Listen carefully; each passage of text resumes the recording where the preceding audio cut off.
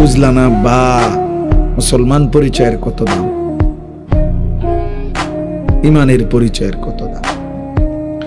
আমি গভীর রাত আর লম্বা করতে চাই না। ভাবলা না তোমরা, তোমরা আমরা বুঝাইয়া পারলাম না।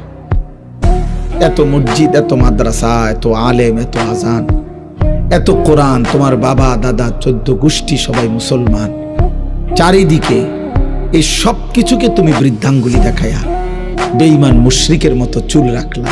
ছি ছি ছি। এত এত আমরা সবাই তোমার দৃষ্টিতে পাগল ছাগল না? বলো বাবা, কাফের বেঈমানের মতো চুল রাখলা কেন?